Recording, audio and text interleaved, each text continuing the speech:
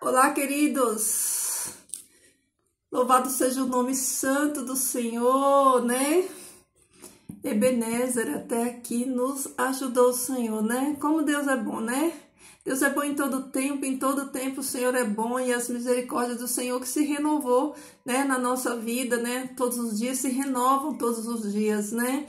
Esse é o presente de graça, né? Por todos, porque bênçãos são para quem obedece, mas as misericórdias não. As misericórdias do Senhor, ela alcança todas as pessoas, né? Pessoas justas, pessoas não justas, todos os dias as misericórdias do Senhor se renovam, né? E todos são beneficiados por essas misericórdias. Já bênçãos não, bênçãos do Senhor, as bênçãos do Pai são para aqueles que o obedecem, né? Mas, queridos, louvado seja o nome do Senhor. Que bom que você está aqui. Que bom que o Espírito Santo de Deus te trouxe aqui mais uma vez para aprendermos juntos, né? Essa palavra tão santa, bendita, maravilhosa que nos liberta, né?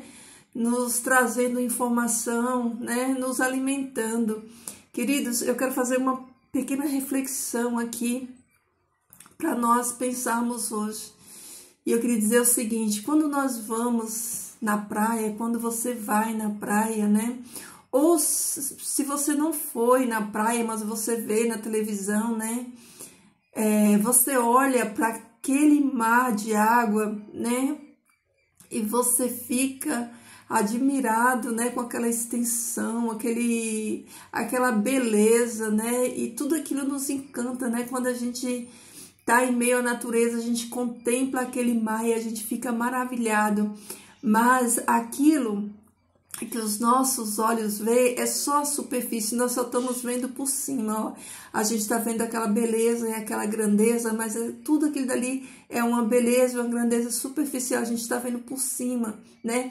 Mas quando a gente mergulha naquelas águas, a gente vê que lá embaixo tem um mundo de criação, de criatura, de cores, de coisas extraordinárias.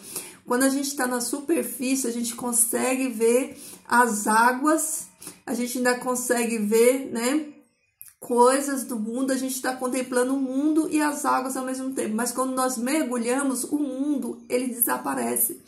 Quando a gente mergulhamos na profundeza, a gente vai ver coisas extraordinárias. E o que eu quero trazer com essa aplicação? É assim que é a palavra de Deus. Quando nós mergulhamos na palavra de Deus, né, a gente está aprendendo e vendo coisas que lá na superfície a gente não vê. Lá na superfície a gente vê a criação de Deus, a gente vê essa beleza, mas ao mesmo tempo a gente está vendo a terra, a gente está vendo as pessoas, né? A gente está vendo assim, ó, um pouquinho de cada um, né? O mundo ainda está ali aos nossos olhos, mas quando nós mergulhamos, né? Quando nós mergulhamos, né? O mundo, né? Fica de fora, né? O mundo fica de fora, você tá lá embaixo. Ali você só vai contemplar a beleza, né? E coisas extraordinárias. E assim é a palavra do Senhor. Quando eu e você, nós mergulhamos aqui nessa palavra. Quando nós mergulhamos na palavra do Senhor, né? Tudo, né? Fica na superfície, né? Tudo fica na superfície. E qual é o perigo de nós ficarmos na superfície? É que se nós ficarmos só na superfície, nós vamos ver beleza, mas nós não vamos contemplar o extraordinário que está embaixo, que está nas profundezas. Então hoje, com essa reflexão, eu quero desafiar você a mergulhar no oceano da palavra do Senhor, para você descobrir as belezas extraordinárias que tem lá dentro. Então saia da superfície, né, e comece a contemplar o que está embaixo dela, tá bom? Queridos, você que pode, eu vou dar um tempinho, quando eu vou falando aqui, você já vai, aproveita, você que pode, vai, pega a sua Bíblia aí, para nós estudarmos, para você marcar os textos, para você sublinhar aí na sua Bíblia, né? Vai pegando a palavra de Deus aí. Eu sei que muitos não têm essa condição, tem muitos que estão no trabalho, estão na sua correria, não tem como parar, sentar, mas vai ouvindo, tem uns que estão indo para o trabalho, eu não sei em que horário você vai ouvir, né, ou assistir esse vídeo, mas independente da circunstância, do horário, do local, que o Senhor Deus te abençoe, que o Espírito Santo do Senhor, ele abra sua mente, te dê discernimento e você possa mergulhar, né, nessa palavra do Senhor. Então, você que pode, pega a sua Bíblia, vamos manusear ela, vamos estudar, vamos entender, vamos marcar ela, né, porque isso aqui é nosso alimento. Então, queridos, vamos à palavra de hoje, né? Nós estamos... ainda continuo nas parábolas, tá? Então, estamos nas parábolas. E hoje, queridos, hoje nós vamos... Cara, como a palavra do Senhor é extraordinária. Qualquer coisa, quando a gente vem aqui para essa palavra, ela é tão... Eu não tenho nem palavra para dizer. E hoje nós vamos nos deleitar, pronto. Nós vamos nos deleitar neste banquete que está aqui, ó, no capítulo 10 de Lucas. Pronto, abra sua Bíblia aí, no capítulo 10 de Lucas, que o Espírito Santo de Deus vai nos revelar agora verdades ocultas, né? Vai abrir a nossa mente, nos dar o discernimento, nos ajudar a discernir essa palavra. Então, queridos, olha aí, ó. Eu não vou ler o capítulo todo, porque senão se eu for ler versículo, vai demorar muito. Mas eu vou tirar aqui, ó, as partes principais do capítulo e deixo como lição de casa para você estudar na sua casa. Olha só. Então, ó, aqui no capítulo 10 do livro de Lucas, né, fala que Jesus, né, eu já até tenho um vídeo aqui no canal falando um pouco sobre essa passagem, né, que Jesus, né, depois disso, Jesus escolheu dentre seus seguidores outros 70 e os enviou de 2 em 2 adiante de si a cada lugar e cidade onde eles iam. Então, queridos, ó, vamos lá, atenção, toda atenção aqui, ó, se conecta aqui, ó, na palavra de Deus. Jesus, ele, antes da sua morte, ele já estava treinando, né, os seus discípulos, os seus seguidores, né, formando discípulos para que quando ele partisse, esses discípulos, eles dessem continuação à obra do Messias. E quando eu digo da continuação, que fique claro para mim, para você, que o Messias, ele não veio fundar a religião nova, né? Jesus não veio dar princípios novos, Jesus veio numa transição. Tem coisas, né, que não se fazem necessário. Isso não quer dizer que Jesus veio lançar outro fundamento novo, não. É que tem coisas que Jesus assinou, porque a partir da sua morte, muitas coisas iriam mudar, né? E uma delas é o que a gente vai estudar aqui hoje. Muitas coisas iriam mudar em relação ao templo, aos sacrifícios, né? Em relação a tudo isso. Então, Jesus já estava ali preparando eles para quando aquele templo, né, ele fosse destruído, até mesmo, né, quando ele morresse, que cessaria ali, né, o sacrifício, né, os discípulos, eles soubessem como conduzir o povo, como ensinar o povo, os próprios judeus, porque lembra que nós estamos estudando que eles começaram arrumando a casa? Eles estavam arrumando a casa. Eles começaram, como nós vimos lá em Atos, pregando dentro de casa, dentro de Jerusalém, para os judeus, para que eles entendessem e recebessem o Messias como o Messias da profecia, né? Aquele a qual eles esperavam. Então, queridos, é importante, né, que nós saibamos discernir isso.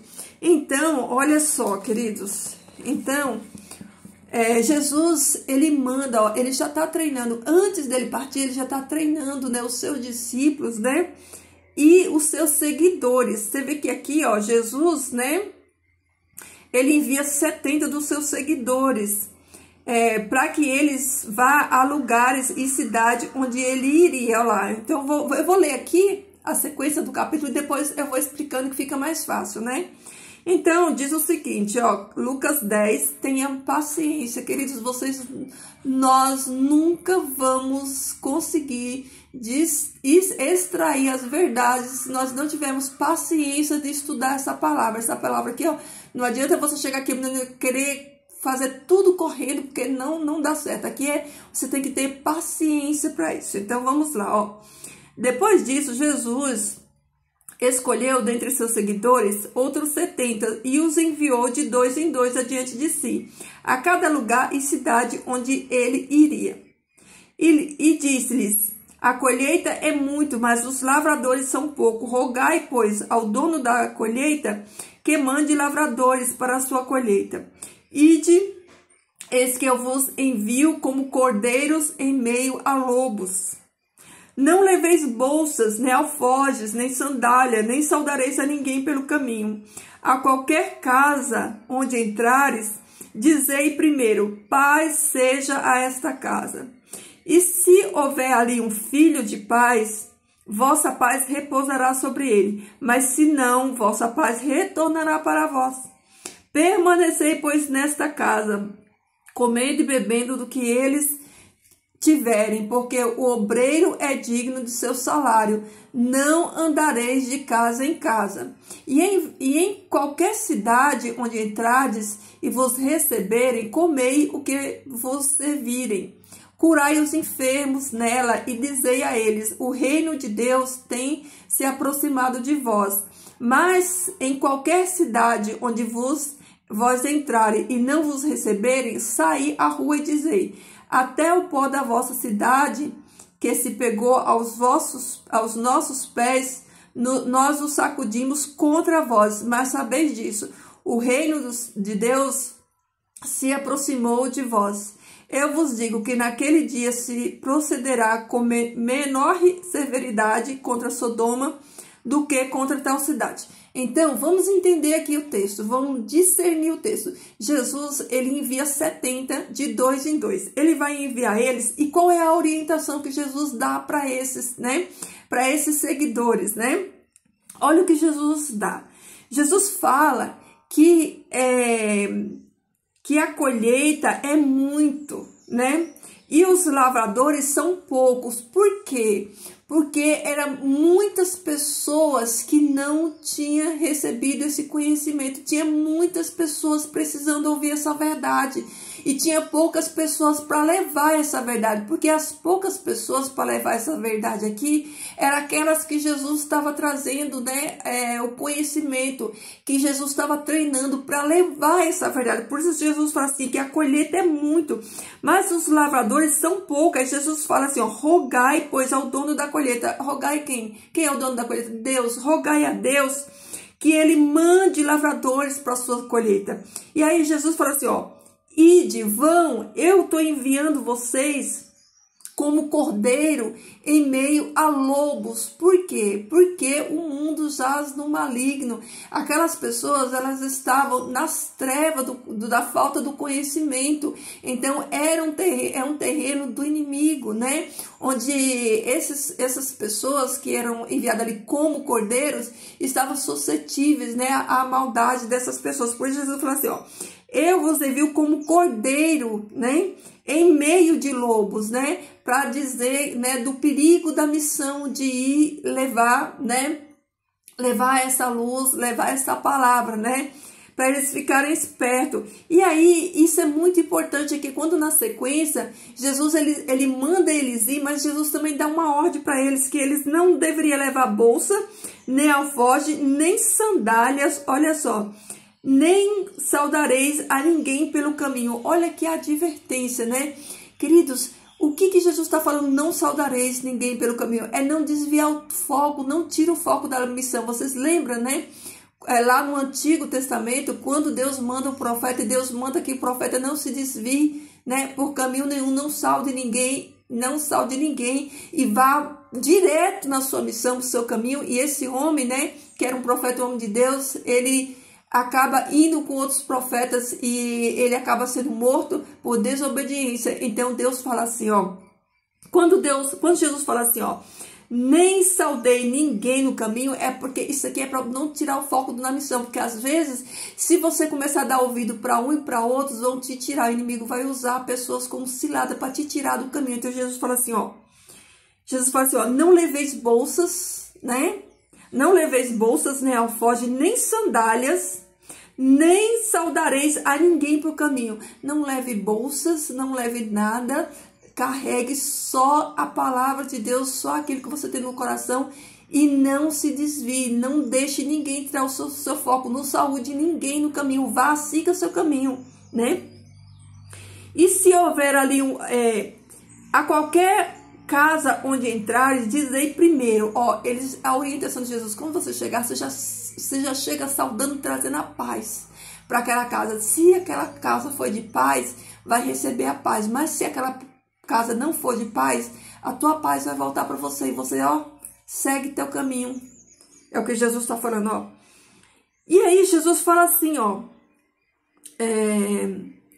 permanecei, pois, nesta casa, essa casa que aceita, porque esses aqui, eles eram pregadores itinerantes, né? Eles estavam indo ali em missão. Então Jesus fala assim, ó, permanecei, pois, nesta casa, comendo e bebendo do que eles tiverem. Olha aqui, ó, porque, aí Jesus fala o porquê, né? Por que eles têm que fazer isso, ó? Por que eles não têm que levar nada, né? Por que eles têm que permanecer naquela casa? Jesus responde aqui, ó, por quê? Porque o obreiro é digno do seu salário. Não andareis de casa em casa. Agora eu quero me demorar aqui nesse versículo, eu quero que você abra bem a sua mente para você entender. Jesus falou que o obreiro é digno do seu salário. Tanto é que ele fala que eles, não é para eles levar roupa, nem sapato, nem nada. Porque eles vão receber. Por que eles vão receber? Porque quem vai pagar é Deus. Eu vou explicar como é que Deus vai fazer isso. Por quê? Porque o dono da obra é quem financia a obra, né? Então, Deus iria mover o coração das pessoas e dar, por intermédio das pessoas, a condição de ajudar eles. Porque, olha só, anota aí as referências que eu vou te dar. Que lá no Novo Testamento, quando Paulo ele vem pregando, Paulo vai usar o mesmo ensino de Jesus. A mesma coisa que Jesus ensinou é o que Paulo vai repetir lá em 1 Coríntios 9:14 e 1 Timóteo 5:18. Anota aí para você conferir lá. Eu não vou abrir aqui, porque senão o vídeo vai ficar muito longo. Mas eu vou te dar a referência de que Paulo, ele continuou seguindo o mesmo ensino do Messias, o mesmo ensino que Jesus ensinou. Então, anota aí, ó, 1 Coríntios 9:14 e 1 Timóteo 5:18. Agora, queridos, olha só.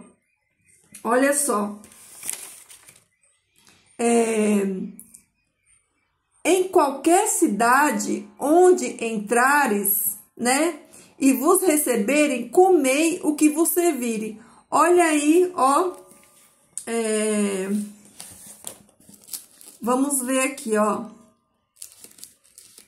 Vamos ver aqui, peraí, que eu vou já falar para vocês.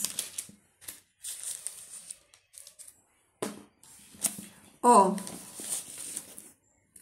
em Lucas 8, diz o seguinte, ó. Lucas 8, para você ver que Jesus, ele ensinou aquilo que ele praticava. Queridos, Jesus viveu do evangelho. Jesus praticou isso que ele está ensinando aqui, ó. Que o obreiro é digno do seu salário, né? Então, vocês lembram, deixa eu refrescar a memória de vocês, que Jesus ele tinha um tesoureiro? Por que Jesus tinha um tesoureiro? Porque Jesus recebia dinheiro, Jesus recebia oferta, Jesus vivia do evangelho. Queridos, se você estiver desperto, você vai entender aquilo que eu tô ensinando aqui para você. Jesus, ele vivia do evangelho, mas ele vivia do evangelho corretamente, assim como ele ensinou. Ele ensinou esses 70 que ia como viver do evangelho, e os discípulos continuaram seguindo ao mesmo ensino de Jesus, de como viver do evangelho. Então, Jesus tinha um tesoureiro que cuidava, né? Todos nós conhecemos que Judas, ele era o tesoureiro. Jesus recebia ofertas. Jesus, nos 3 anos de ministério dele, ele viveu de oferta, a oferta que as pessoas davam, né? Então, vamos ver isso aqui que eu tô falando para você. Deixa eu provar isso para você em Lucas. Abra aí sua Bíblia em Lucas, olha aí, ó. Lucas, do capítulo 1 até o versículo 3, ó. Aconteceu depois disso que andava Jesus de cidade em cidade, de aldeia em aldeia, pregando e anunciando o evangelho do reino de Deus. E os 12 iam com ele. Então Jesus, ele vivia pregando o evangelho de cidade em cidade, de aldeia em aldeia, junto com seus discípulos. Prestem bem atenção. Abram a mente de vocês para vocês entenderem a palavra de Deus como ela é. e também algumas mulheres que haviam sido curadas de espírito maligno e de enfermidades. Maria, chamada Madalena, da qual saíram 7 demônios, Joana, mulher de Cusa, procurador de Herodes, Susana e muitas outras, as quais lhes prestavam assistência com seus bens. Então, essas mulheres aqui, essas mulheres ricas, elas abençoavam o ministério de Jesus, elas sustentavam o ministério de Jesus. Como? Com dízimo? Não, queridos, com oferta. Queridos, nós precisamos, né, ser libertos por essa palavra. Jesus, ele viveu do evangelho, ele mandou aquele que trabalha do evangelho viver do evangelho também. Tá aqui, ó. Jesus falando para eles, ó. O obreiro é digno do seu salário. Mas qual é o salário aqui? Vocês conseguiram entender? Qual era o salário que Jesus recebia? Qual era o salário que Jesus recebia, queridos, segundo a Bíblia? Tá aqui, ó, ele recebendo e ele ensinando. E tá aí na referência que eu dei para vocês, ó, de 1 Coríntios de Timóteo, que os discípulos, eles continuaram, né, usando o mesmo exemplo de Jesus.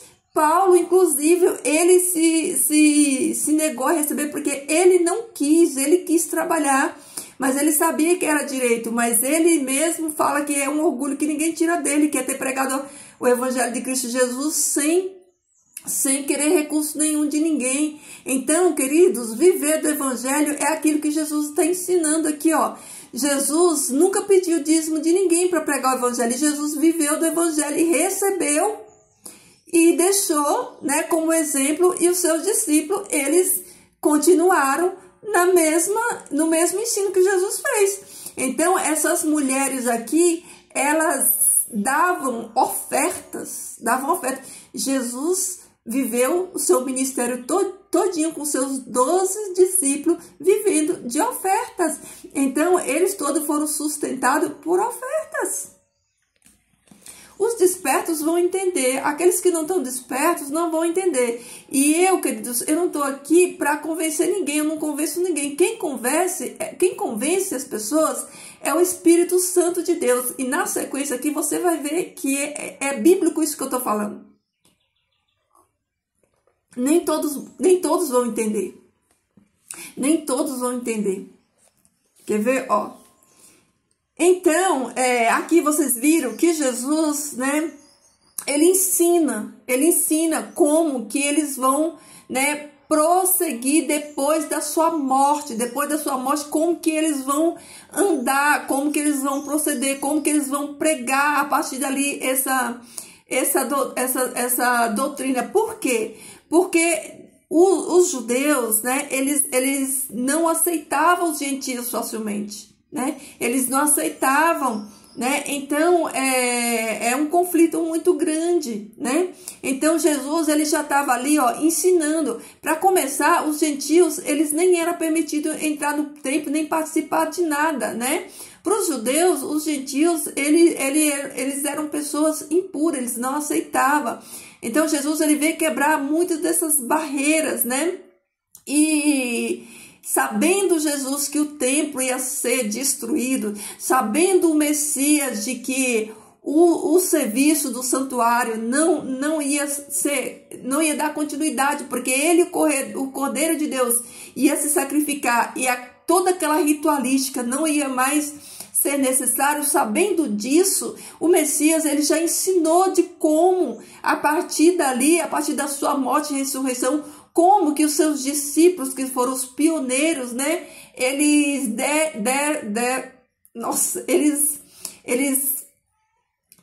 iriam dar continuação à sua obra, né, Então, aqui ele faz uma admoestação, né, a cidade da Galileia. Aqui fala do retorno. Eu vou só ler brevemente, não, sobre o retorno desses 70 que Jesus mandou. E detalhe, Jesus mandou eles ir. E qual era a mensagem que Jesus mandou eles pregar? Jesus mandou eles pregar sobre a chegada do reino. Mandou pregar o reino de Deus, né? Curar as pessoas Por que eles faziam todos esses milagres? Para evidenciar o ministério de Jesus. Então, olha aí, ó, quando regressaram com grande alegria, os 70 que enviaram lhe disseram: Senhor nosso, até os espíritos malignos se submetem a nós em teu nome. E ele lhe disse: eu via que Satanás caía desde o céu como um raio. Eis que vos dou autoridade, a autoridade é poder, para que pisem serpentes e escorpiões, e sobre todo o poder do inimigo, se você está em Cristo Jesus, ele te dá autoridade para você pisar serpentes e escorpiões. E como eu expliquei no outro vídeo, vou explicar de novo. Quando a palavra de Deus está falando assim para mim, pisar serpentes e escorpiões, isso não quer dizer literal, não é para a gente sair igual doido, sem noção, pisando serpente, não. Aqui Deus está falando sobre problemas espirituais, né? Espirituais. E Jesus, quando ele diz assim: eu vos dou autoridade para pisar serpentes e escorpiões e sobre todo o poder do inimigo, e nada vos prejudicará. Ou seja, se você está trabalhando na causa do Senhor, na seara do Senhor, você está fazendo a obra de Deus, você tem cobertura, você tem proteção, né? E tudo que você fizer, né, você vai fazer debaixo da autoridade do poder de Deus, e você não vai ser atingido.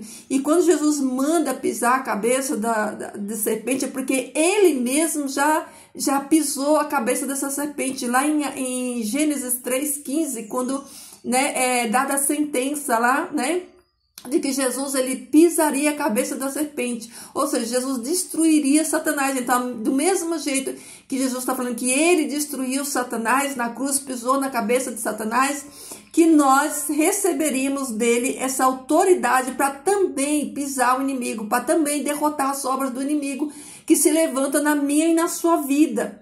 Então, contudo, não vos alegrarei com isso, que os espíritos malignos se submetem a vós, mas regozijai-vos que vossos nomes estão escritos no céu.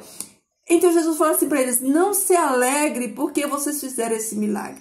Se alegre por aquilo que é essencial, por aquilo que é maior do que fazer milagre, que é o nome está escrito no livro da vida. Porque se o teu nome está escrito no livro da vida, tu é filha de Deus, do Cordeiro, né? Então, você automaticamente, sendo filho e herdeiro, você já tem esse poder, né? Então, a nossa alegria não é porque nós fizemos obras, não. A nossa alegria é porque nosso nome está escrito no livro, porque nós somos salvos. E salvo tem direito à herança, salvo tem direito à bênção, salvo tem direito a tudo isso. Então, Jesus fala assim, ó: não alegrei-vos com isso, que os espíritos malignos se submetem. Isso não é motivo para vocês ficar alegres, né? O motivo real de vocês se alegrar, né, é se os vossos nomes estão escritos no céu. O nome de vocês estão escrito no céu, vocês têm todo o poder e autoridade para fazer tudo isso, né? Então, qual que é o principal? O principal é o teu nome estar escrito no livro da vida, né? Então, aí Jesus, ele segue aqui, ó, queridos, falando algo muito importante. Agora presta bem atenção.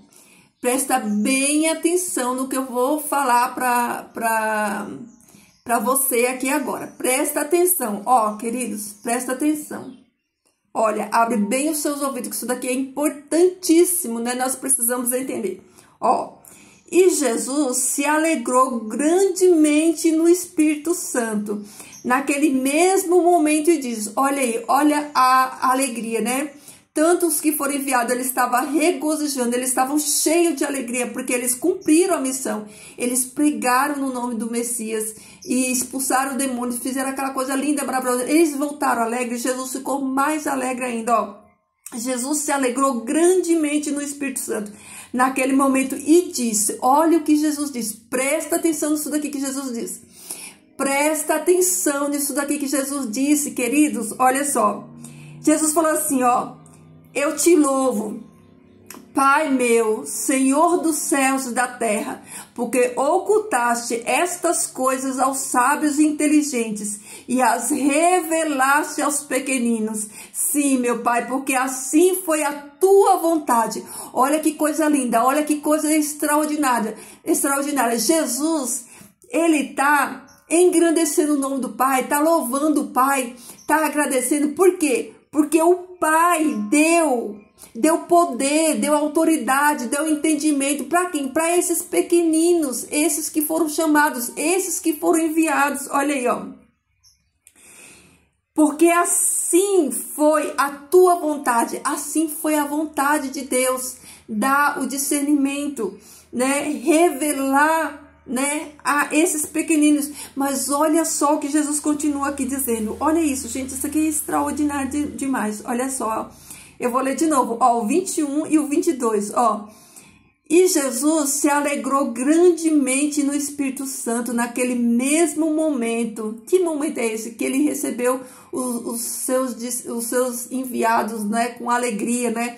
Quando recebeu, né, eles todos felizes, né? Porque cumpriram a missão e tiveram êxito. Então, Jesus diz, eu te louvo, Pai meu, Senhor dos céus e da terra, porque ocultaste essas coisas aos sábios e inteligentes e as revelaste aos pequeninos. Sim, meu Pai, porque assim foi a tua vontade. Então, virando-se para os seus discípulos, lhes disse, olha, presta atenção, todas as coisas me foram entregues por meu Pai. Ninguém sabe quem é o Filho senão o Pai, nem quem é o Pai senão o Filho, e aquele a quem o Filho queira revelar. Ninguém conhece o Pai senão o Filho e aquele a quem o Filho queira revelar. Só quem tem a revelação do Pai é aqueles que o Filho quer revelar. Olha que coisa impressionante, né? A palavra de Deus fala assim, ó. Jesus fala assim, ó. Ninguém vem ao Pai senão por mim. Ninguém vai ao Pai. O acesso ao Pai é por meio de Jesus. Ninguém vai ao Pai senão pelo Filho. Aí Jesus fala assim, ó. Quem é o Pai? Ninguém sabe quem é o Filho senão o Pai. Nem quem é o Filho senão o Filho, senão o Pai, senão o Filho. E aquele a quem o Filho queira revelá-lo, aquele a quem o Filho queira revelá-lo.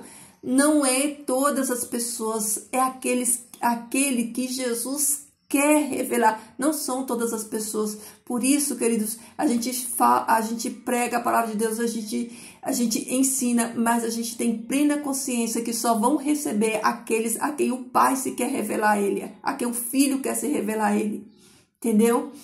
Por quê? Porque aqueles que não aceitam, eles estão, né, cegos espiritualmente, eles não enxergam. Então você pode mostrar, você pode falar, você pode fazer o que você quiser. Se o Pai não der a ele, não revelar a ele, ele nunca vai entender. Mas tenha uma coisa na sua mente, lança a palavra, faz a sua parte e deixa que aqueles que for do Senhor, o Senhor vai revelar.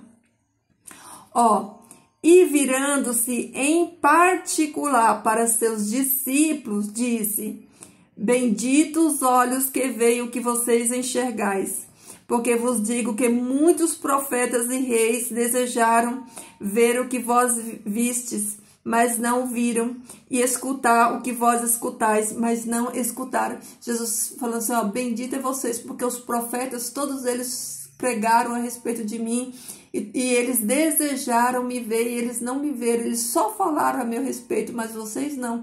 Vocês me veem, vocês me ouvem, né? E Jesus está falando do privilégio que ele está tendo aqui, né? Em poder ver e receber Jesus. Agora, olha, presta atenção. Querida, a palavra do Eterno, ela está toda conectada, não tem fio solto. Nada é por acaso, né? Então, olha só. Aí, nessa sequência daqui, ó, que Jesus faz tudo isso aqui, aí, aqui, ó, no versículo 25, ele começa a falar ele vai falar sobre a parábola do samaritano, né? E aí, ó, começa falando assim, ó. Eis que se levantou certo escriba para pô-lo à prova e disse: Mestre, que poderei fazer para herdar a vida eterna? Aqui é uma pergunta, ó. É uma pergunta que o escriba faz para Jesus. E ele faz essa pergunta porque ele quer testar Jesus. Ele quer pegar Jesus falando contra a lei ou contra Moisés para ter um motivo de matar Jesus. Então, ele faz essa pergunta para Jesus. E Jesus, ele responde com outra pergunta, né? Jesus, ele sempre, né, tinha essa didática, né, de responder uma pergunta com outra pergunta. Então, ele pergunta para Jesus: Mestre, que poderei fazer para herdar a vida eterna? Aí Jesus responde ele com outra pergunta. Jesus diz assim, ó: que está escrito na lei? Como tu lês? O que é que está escrito na lei? Como tu lês? Né? Jesus responde para ele fazendo uma pergunta. Aí ele responde novamente para Jesus, ó. E ele responde dizendo, ó: amarás a Yahvé teu Deus com todo o teu coração, com toda a tua alma, com todas as tuas forças e com toda a tua mente, e ao teu próximo como a ti mesmo. Jesus lhes disse: falaste corretamente, pratique isto e serás salvo. Agora eu vou ter que parar aqui para falar uma coisa para vocês, muito séria, queridos. Quando Jesus fala assim, ó, que a lei, né, o resumo da lei é o amor ao próximo e o amor a Deus, queridos, resumir não é anular. Quando a gente está na escola que o professor pega e manda a gente fazer um resumo da redação, o que você faz? Você vai pegar aquela redação e você vai tirar ali o assunto principal daquela redação. Mas isso não quer dizer que aquela redação ela não vale mais e que ela foi anulada. Não, quer dizer que você definiu o ponto principal daquela redação. Quando Jesus fala assim, ó, que a lei, né, está resumida em amor ao próximo e amor a Deus, está dizendo o seguinte, gente, como é triste a pessoa ser analfabeta biblicamente, como é triste as pessoas não terem o discernimento óbvio das escrituras. A lei, né, ela está definida em amar a Deus e amar o próximo. Como que é isso? A lei são 2 tábuas, né? A primeira tábua, né, tem 4 mandamentos. A segunda tem 6 mandamentos. Na primeira, as 4, ali vai falar tudo do amor para com Deus. Vai falar da nossa relação para com Deus, o amor para com Deus através daqueles 4 mandamentos. E o 6 está tudo relacionado com o próximo. A gente vai, né, amar o nosso próximo e tudo ali está relacionado com amor ao próximo. Então, a lei está subdividida nessas 2 categorias, de amar a Deus e de amar o próximo. Queridos, a lei de Deus, ela é eterna. A lei de Deus não é só para judeu, para gente, não. A lei de Deus, ela é universal para todos os povos e para sempre. Ela é o caráter de Deus, o próprio Deus. Ele escreveu com a mão dele. É a única parte da escritura sagrada que o próprio Deus, ele não mandou Moisés copiar. Ele mesmo escreveu, ele mesmo colocou o caráter dele lá. Não quer dizer que o caráter de Deus, que Deus não muda, que é um dos seus atributos, né? Da divindade de Deus, Deus é imutável, ele não muda. Quer dizer que Deus fez a lei dele, que é santa, perfeita e agradável, como o apóstolo Paulo vai dizer, né? Que a lei do Senhor é a lei da liberdade, que a lei de Deus ela é santa, perfeita e agradável. Então quer dizer que Deus fez essa lei dele, né, santa, perfeita e agradável, o caráter dele. Aí ele colocou lá 10 mandamentos. Aí depois o homem diz que não, Deus fez 10, mas agora esses 10 não vale. Só vale 2. Agora você só ama a Deus sobre todas as coisas, o seu próximo, e o resto não vale mais, queridos. Que coisa é essa? Que coisa é essa? A lei do Senhor, ela é eterna. Ela é eterna. Então, quando esses fala só desses 2 mandamentos, ele está dando um resumo da lei. Ele não está em momento algum falando que os outros mandamentos não está mais valendo, porque, queridos, matar continua sendo transgressão da lei, roubar continua sendo transgressão da lei, desonrar pai e mãe continua sendo transgressão, todos eles estão vigentes. Quando Jesus morreu, Jesus não morreu, é que as pessoas não entendem o que é graça, né? E o que é lei. As pessoas pensam que a graça é o direito de sair fazendo tudo que quiser. Ah, não, nós estamos na graça. Não entende a graça. A graça, querida, é que a lei agora não te condena à morte eterna. Por quê? Porque Jesus fez aquilo que eu e você não temos capacidade de fazer. Não quer dizer que nós não temos que continuar, né, guardando a lei, que é o caráter de Deus, né?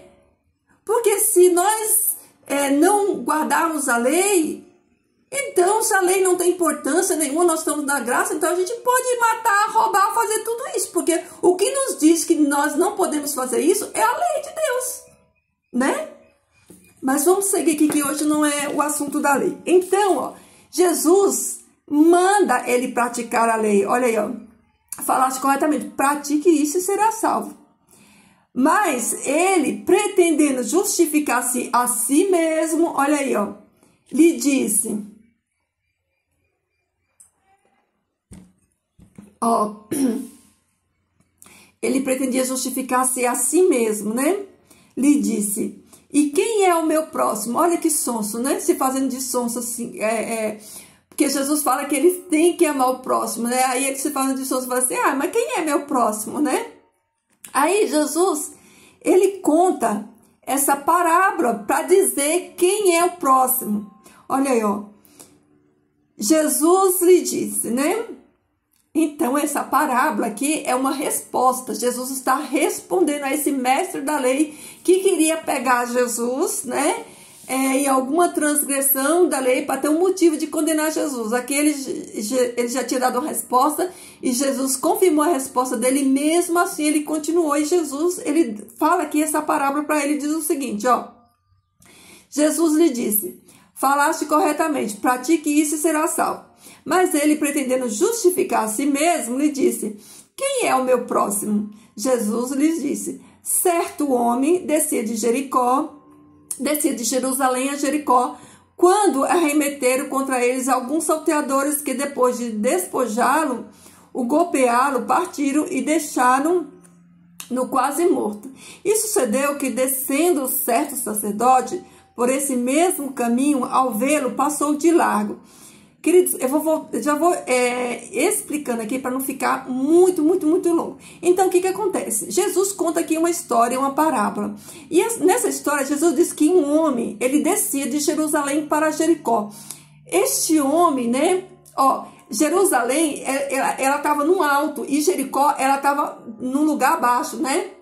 Então, aqui diz que este homem, quem é este homem que descia de Jerusalém? Era um israelita, era um judeu, né? Um judeu, ó.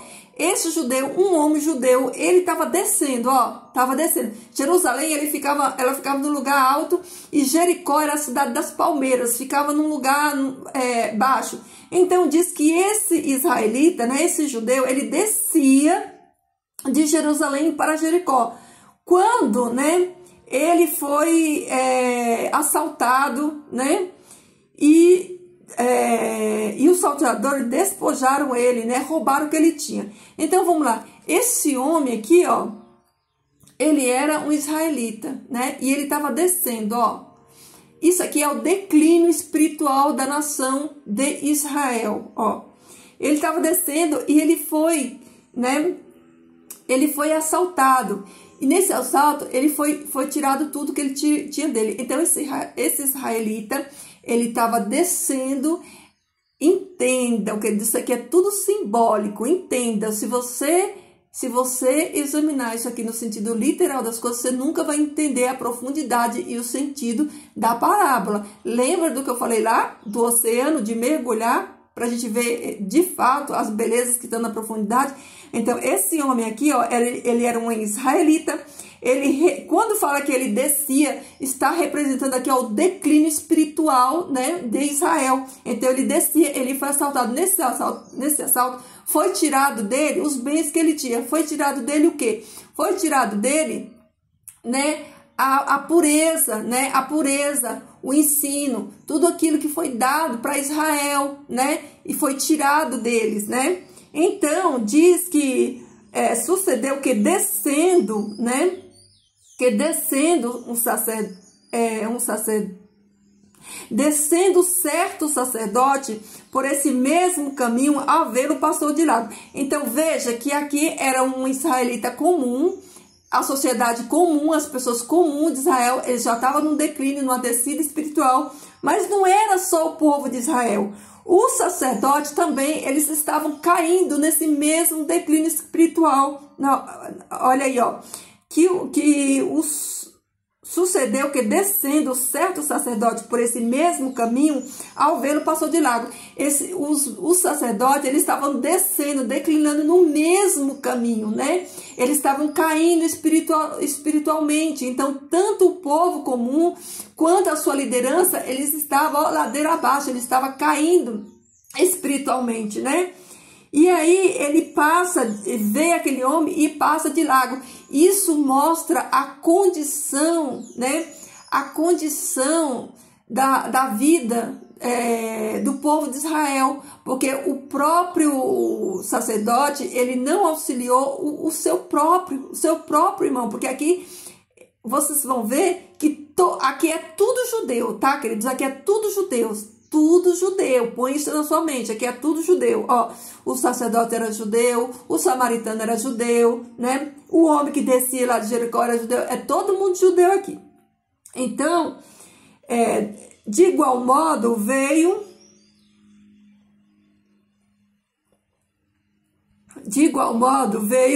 um levita, e chegou àquele mesmo lugar, e ao vê-lo passou de largo. Até os levitas, que eram os auxiliares do sacerdote, até eles tinham chegado nesse nível, né? Nesse nível baixo de decadência espiritual, de falta de amor ao próximo, né? Até ele, aqui é Jesus exemplificando e mostrando para eles a decadência espiritual da casa de Israel como um todo, né?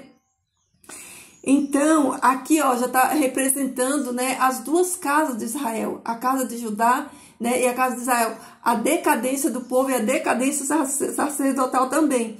Aí, ó, de modo, mas certo samaritano que ia de viagem, chegou onde ele estava e ao vê-lo, sentiu compaixão por ele. Agora eu vou parar aqui um pouquinho para... Eu sei que muitos não estudam história e não têm conhecimento.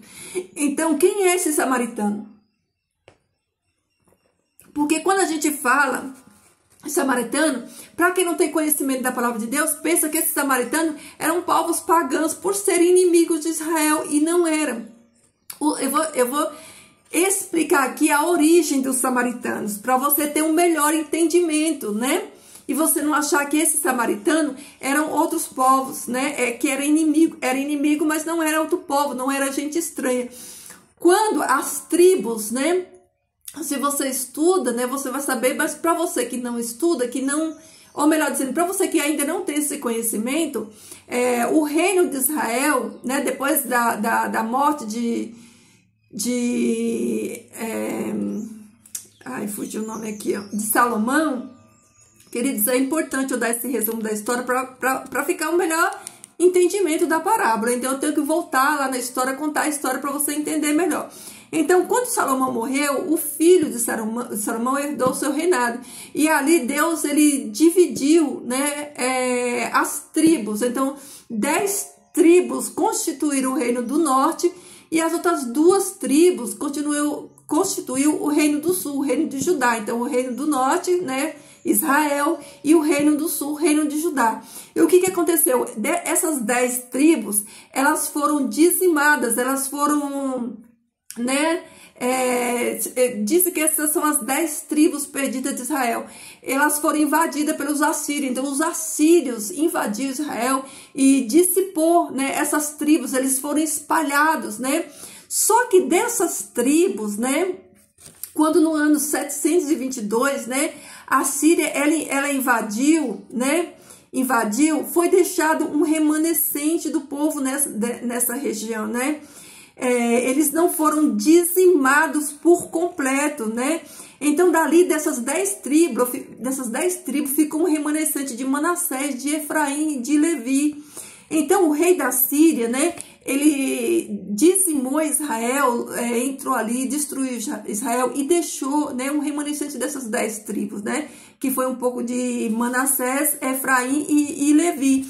E aí, o que o rei da Síria fez? O rei da Síria, ele trouxe outros povos para povoar Jerusalém, que tinha sido devastada. Então, eles trouxeram ali povos pagãos, outros povos. E aí, esses pagãos que foram para lá, para Jerusalém, eles se juntaram com essas remanescentes das 10 tribos que eu acabei de falar para vocês.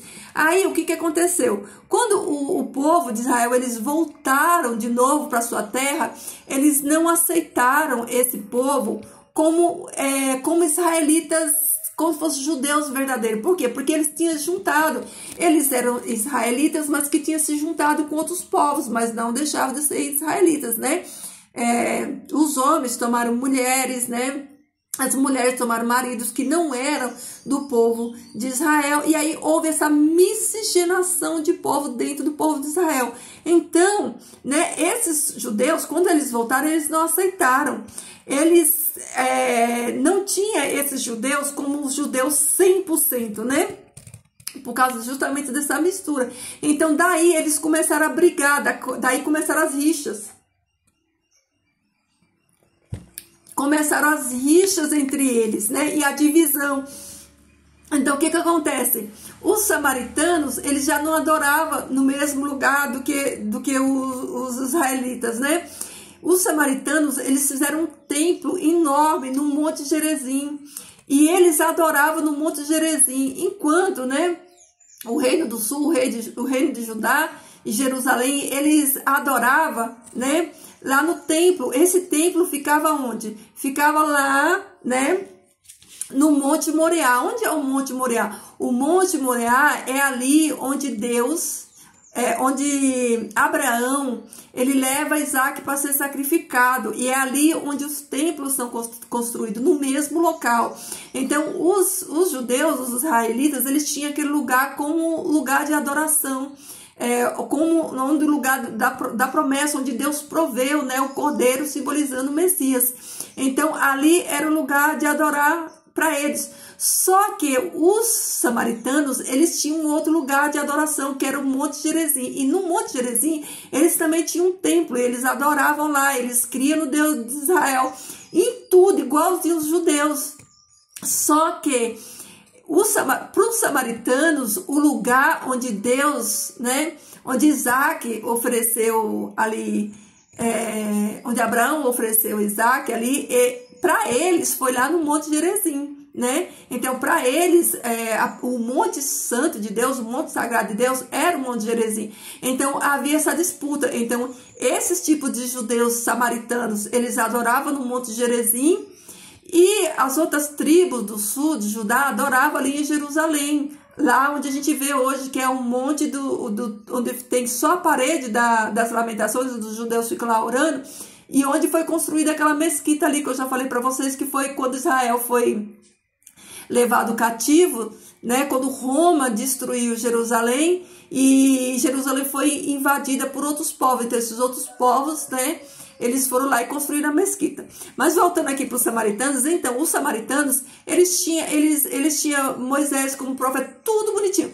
Eles tinham também, né, os livros Pentateuco, né, de Moisés. Qual é a diferença? A única diferença entre os samaritanos, né, e os israelitas, né, era o quê? É que os livros, né, a Bíblia deles, né, eles foi escrita na linguagem deles, que é uma linguagem semita. Então a Bíblia deles, que é a mesma de Israel, só que foi escrita na linguagem dele, que é uma linguagem semita. E a questão da adoração no monte, né, que eles não adoravam no monte, né, porque eles acreditavam que o monte correto é o Monte Gerizim. Por isso que quando Jesus encontra aquela mulher samaritana, né, ela pergunta para Jesus onde é o lugar de adoração. Ela fala assim, olha, ela diz para Jesus, os judeus dizem que o lugar certo de adoração é em Jerusalém, né? Aí Jesus fala assim, ó, chegará dias que nem em Jerusalém e nem no Monte Gerizim, em nenhum dos dois lugares. Então vocês conseguem entender, conectar, quando Jesus disse que ele veio primeiro para as ovelhas perdidas da casa de Israel. Jesus queria derrubar esses muros de separação dentro do seu próprio povo, fazer essa restauração, restaurar o seu próprio povo. Então aqui, ó,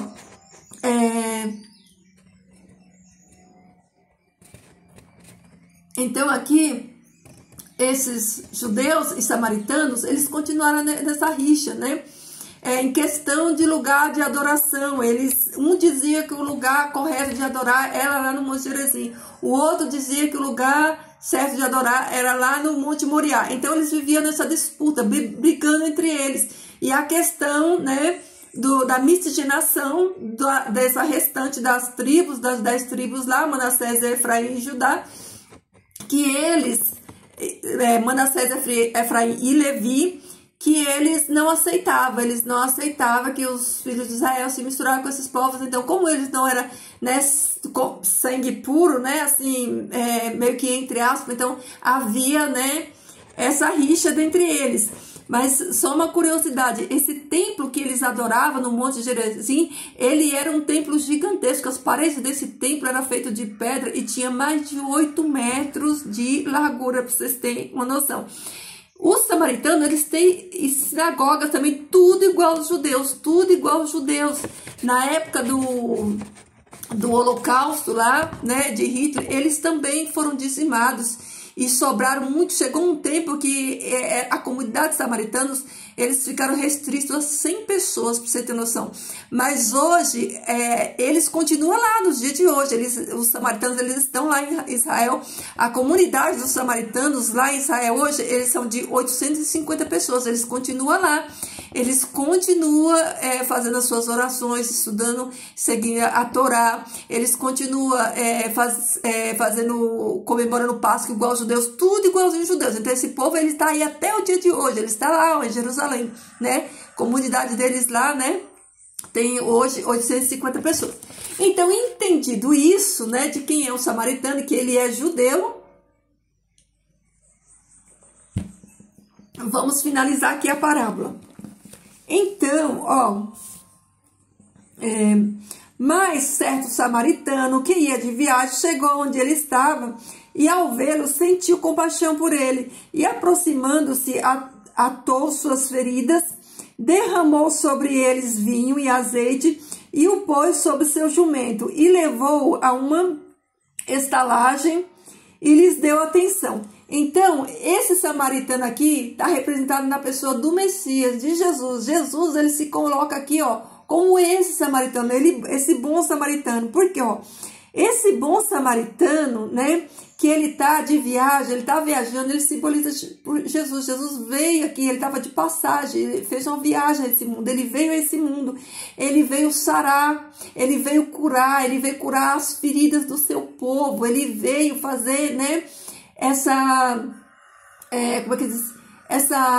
intervenção, derrubar esses muros culturais de segregação que havia ali em Israel, veio aproximar o seu povo.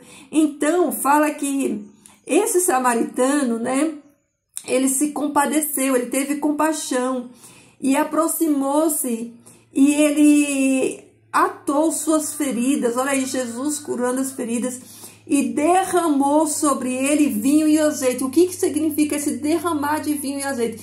Jesus derramou o vinho. O que simboliza o vinho? Dentro da palavra do Senhor, o vinho, ele tem dois simbolismos. Ele significa alegria, né? Mas ele também significa o sangue de Jesus. Lembra que lá na ceia ele fala, né? Tomai e bebei.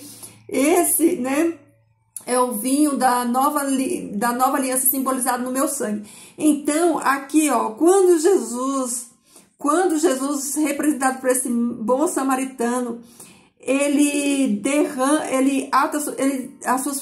derrama sobre eles vinho e azeite, ele derrama, ele traz sobre eles salvação por meio do seu sangue. E o azeite, o que o azeite quer dizer? O azeite quer dizer o Espírito Santo de Deus. Então Deus, ele traz salvação, cura as feridas, as chagas dele e derrama sobre eles o Espírito Santo. Olha que coisa extraordinária, queridos, né? E aí, derrama sobre eles o azeite e pôs sobre o seu jumento. E aí Jesus, ele conduz, olha, ele conduz, ele vem, ele salva, ele derrama o Espírito Santo e depois ele conduz. Olha que coisa mais extraordinária, né? E conduz a uma estalagem e lhes deu atenção. Na manhã seguinte, tirou 2 denários e entregou ao estalajadeiro. Ele disse: cuide dele, e se gastar algo mais, eu te pagarei quando eu regressar. Então, Jesus, ele vai regressar, ele vai voltar, ele vai subir ao Pai. Mas ele vai voltar, porque ele deixa aqui, né? Olha que coisa extraordinária, gente, como é magnífica a palavra do Senhor.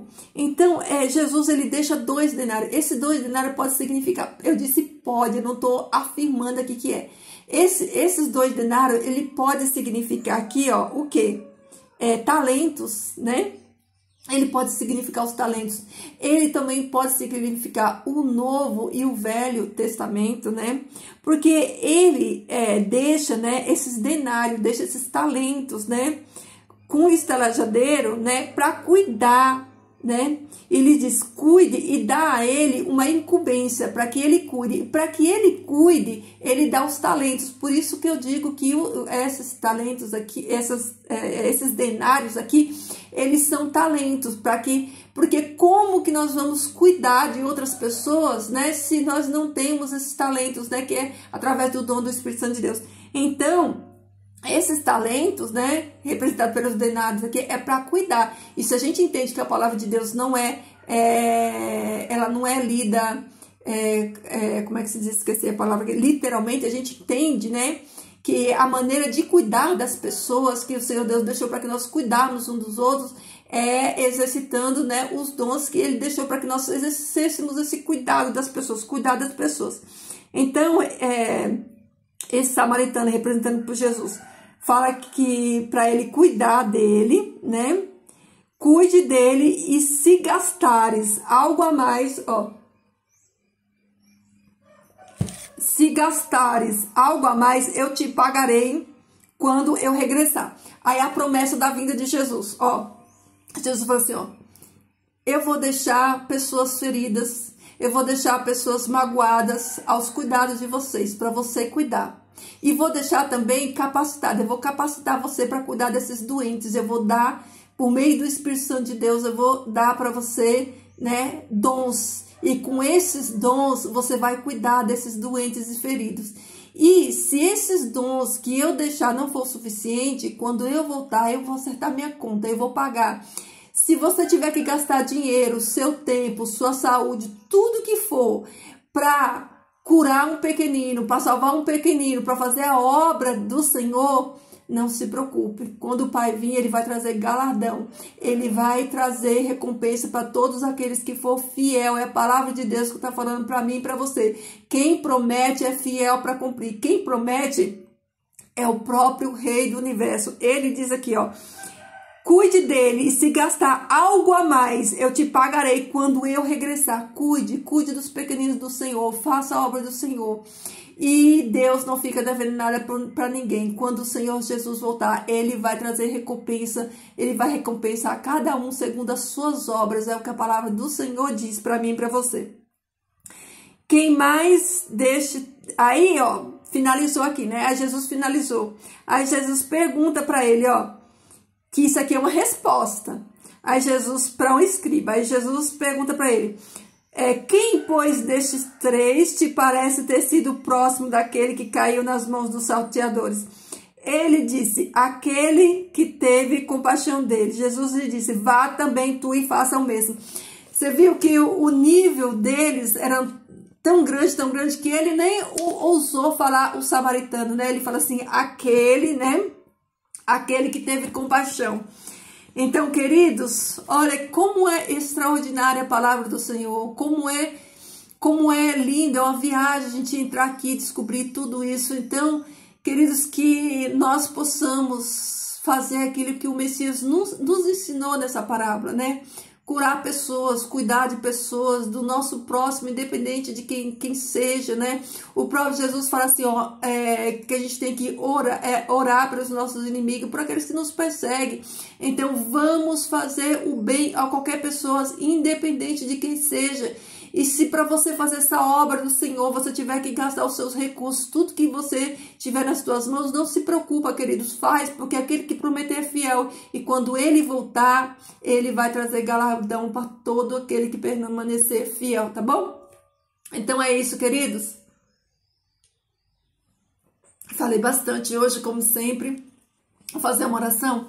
Querido Deus e Pai, eu te louvo, Senhor, eu glorifico o teu nome santo e bendito. Peço, Pai eterno, a tua bênção sobre o dia de hoje. Eu peço, Pai, discernimento da tua palavra. Querido Pai, eu peço, Senhor Deus, renovo, Pai, nos renova, nos restaura. Nos dá, Senhor, entendimento da tua palavra. Nos leva, Senhor Deus, a águas profundas, Pai, para nós podemos experimentar, Senhor Deus, a profundidade da tua palavra, a grandeza da tua palavra, dos ensinos de Jesus, para que nós possamos andar nas suas pegadas, Pai, que nós possamos estar, Senhor Deus, desperto e também despertar outros também, Pai. Nós sabemos que é o teu bom espírito que convence, Pai. Nós sabemos também, porque a tua palavra diz que a tua palavra é revelada no coração daqueles que o Senhor achar por bem revelar. Então, Pai, a palavra foi lançada, a semente foi lançada, Pai. Então, que o teu bom espírito germine essa semente no coração dos teus filhos, aqueles a quem o Senhor quiser, Pai, dá o entendimento da tua palavra, que eles sejam edificados e que eles possam também, Pai, edificar outros, Pai, para a tua honra e para a tua glória. Pai, abençoe o nosso dia, que a atmosfera do céu nos cerque, nos envolva, Senhor Deus, que nós possamos tirar os olhos dessa terra, Pai, para contemplarmos, Senhor Deus, a tua grandeza, a tua beleza, Pai, as tuas maravilhas, Senhor Deus, que o teu bom espírito, Senhor Deus, nos leve, Pai, para o lugar de adoração, para o lugar de intimidade, para o lugar de oração, para o lugar da busca, Senhor Deus, para o lugar do encontro contigo, Pai, que nós possamos, Senhor Deus, estarmos conectados 24 horas, Senhor Deus, com a fonte de graça, que nós possamos sentir a tua presença, Senhor Deus, por meio da atuação do teu santo e bom Espírito. Pai, entrega a vida dos meus irmãos nas tuas mãos, peço que tu os abençoe, os livre, os guarde de todo o mal, Pai. Essas bênçãos eu rogo a ti em nome de Jesus, o nosso maravilhoso Salvador, nosso maravilhoso Jesus, aquele que era, aquele que é, em breve há de vir. É nesse nome santo e poderoso que eu te peço e te agradeço. Amém. Queridos, amém. Ó, que Jesus transborde amor no seu coração, querido. Que esse amor de Jesus, ele transborde e alcance pessoas para o seu reino, tá bom? Deixa aí seu like, sua curtida, se inscreve no canal, tá bom, queridos? Que o Senhor Deus abençoe a vida de cada um de vocês, tá? Até o próximo.